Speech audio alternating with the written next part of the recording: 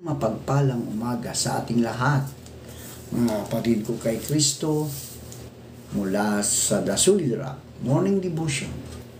Isang kagalakan na muli tayo ay makapagbulay-bulay sa salita ng Panginoon sa umagang ito. Mga ilang minutong pagbubulay-bulay ng mga salita ng Panginoon upang papurihan at sambahin ang ating Panginoong Hesukristo. Ang ating pong babubulay-bulayan ngayong umaga, mga kaibigan, ay matatagpuan sa Josue, Kapitulo 6, talatang 1 hanggang 4. Ito po ang sinasabi. Ang Jericho nga ay lubos na nakukubkob dahil sa mga anak ni Israel. Walang nakalalabas at walang nakapapasok. At sinabi ng Panginoon kay Josue, tingnan mo, aking ibinigay sa iyong kamay ang Jericho at ang hari niyaon at ang mga makapangyarihang lalaking matapang.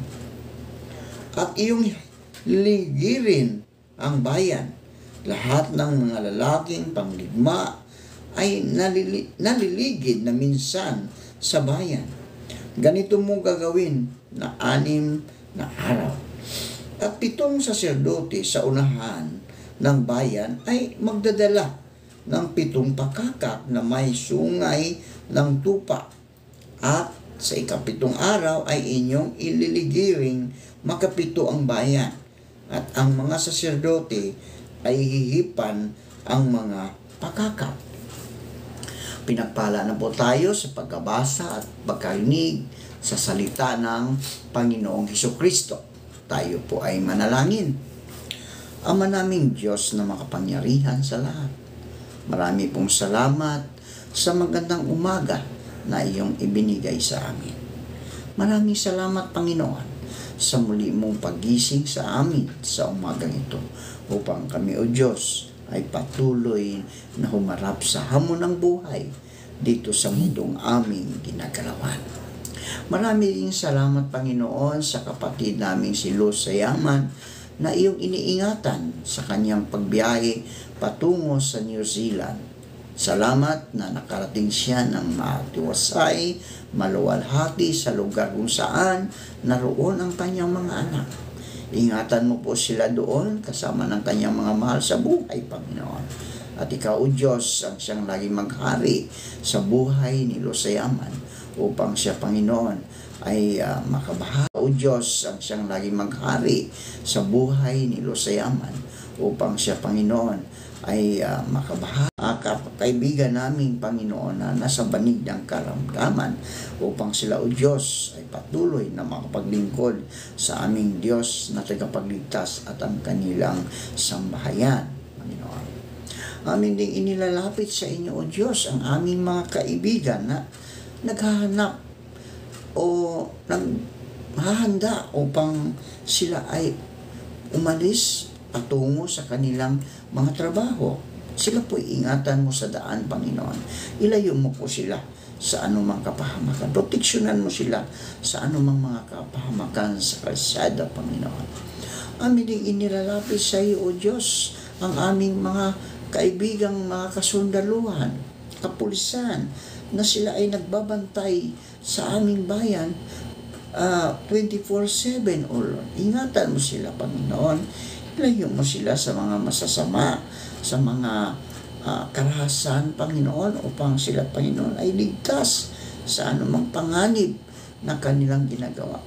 Anumang panganib, Panginoon, dahil sila po ang nagbabantay sa aming bayan. Amin din inilalapit sa inyo, O Diyos, ang mga kaibigan namin na magsisiuwi mula sa kanilang trabaho dahil sila ang kanilang trabaho, O Diyos, ay panggabi. Ingatan mo sila sa daan, Panginoon. Ingatan mo sila at ang antok at kapaguran ng katawan ay kanilang makaya at makarating sila ng maluwalhati sa kanilang tahanan. Ingatan mo sila, lalong-lalo na kung sila ay nagmumotor. At naway ang antok, Panginoon, ay huwag mo nang pagkaloob hanggang sa kanilang pagdating sa kanilang mga bahay, Panginoon. Marami ding salamat sa mga pagpapala na patuloy mong ipinagkaloob sa iyong mga anak, Panginoon. Panginoon Isus, amin ding inilalapit sa inyo ang aming mga manggagawa, mga pastor, na nagpatuloy na naglilingkod sa inyo, patuloy na nagbabahagi ng iyong mga salita dito sa lupa upang marami, Panginoon, ang maliligtas sa huling araw ng panahong ito, Panginoon. Dahil alam namin na Ikaw, O Diyos, ay muling babalik dito sa lupa upang ang iyong mga anak ay iyong susunduin, kunin at dalhin sa iyong kaharian ang buhay na walang hanggan. Amin din inilalapit sa inyo, Panginoon, ang aming mga kaibigang mga OFW, nagtatrabaho sa ibang bansa, lalong-lalo na sa mga bansang magugulo, Panginoon. May problema. Ingatan mo po sila, O Diyos, doon sa lugar kung saan sila nagtatrabaho. Lord, ang lahat ng mga bagay sa nangyayari dito sa mundo ay meron pong kayong plano, Panginoon, na hindi namin kayang arukin. Kaya dalangin ko, Diyos, na ingatan mo ang aming mga kababayan, lalong-lalo na ang iyong mga anak na patuloy na naglilingkod sa inyo, O Diyos. Amin din inilalapit sa inyo, Panginoon, ang mga kaibigan namin naghahanap na ng trabaho. Tulungan mo silang makahanap ng trabaho. At ito man ay maging lokal o abroad, Ikaw, O Diyos, ang siyang maghari sa buhay nila upang sila, O Diyos, ay makasumpong ng trabaho sa tulong ng banal na Espiritu Santo. Maraming salamat, Panginoon, sa mga katugunan, sa aming mga panalangin. Sa pangalan ni Jesus na aming Diyos at tagapagligtas. Amen at Amen.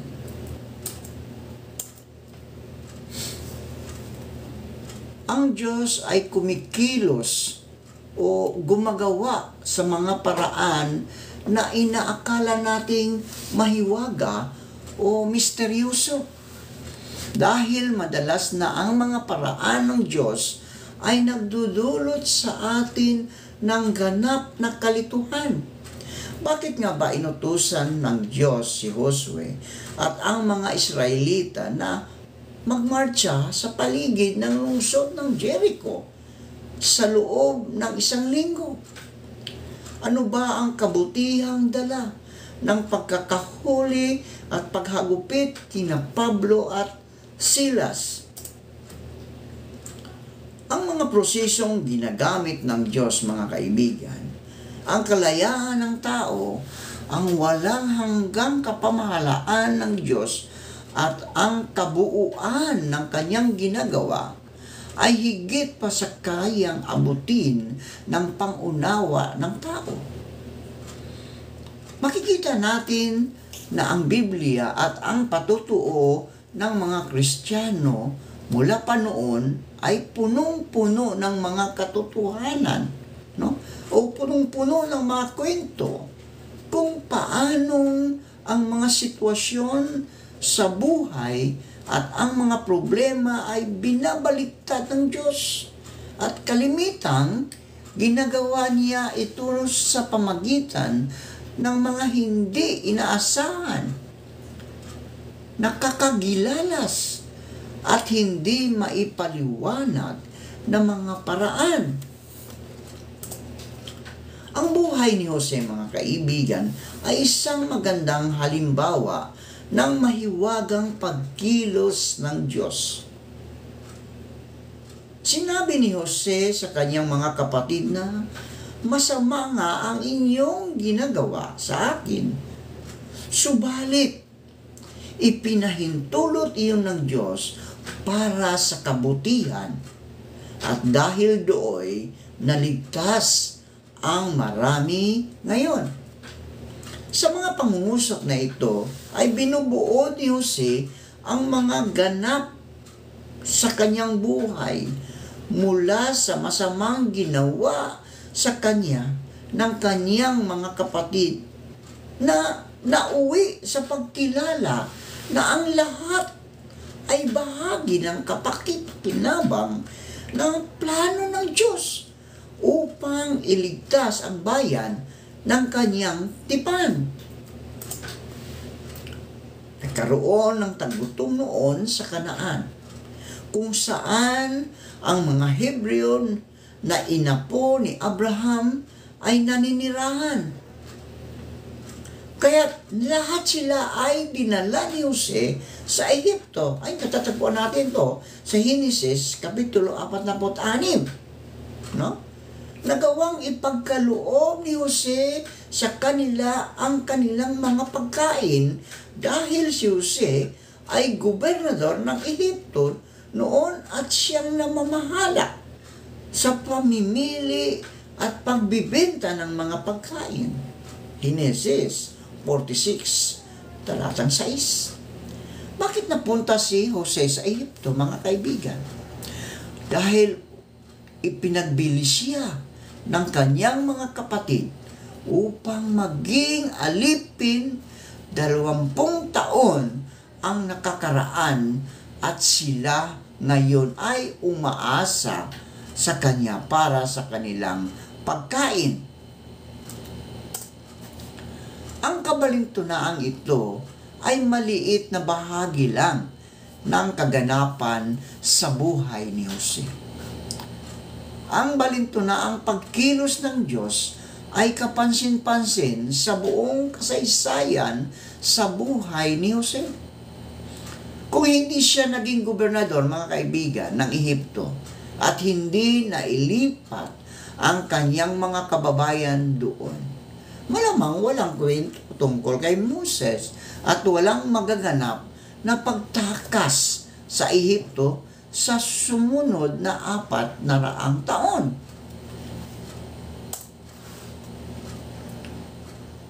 Kung nagkaroon lamang sana si Jose ng kakayahang pumili, mga kaibigan, upang hindi siya ipagbili ng kanyang mga kapatid bilang alipin, makatwiran lamang na isipin natin na ang sasabihin ni Jose ay hindi o ayaw. Diba? Kahit tayo, mga kaibigan, kung ang sasapitin natin ay katulad ni Jose, siyempre ayaw natin, no? At kung mabibigyan lamang siya ng pagkakataon na pumili noon na mabilanggo o hindi dahil sa maling mga paratang, marahil ang sasabihin ni Jose ay hindi o ayaw ko, di ba?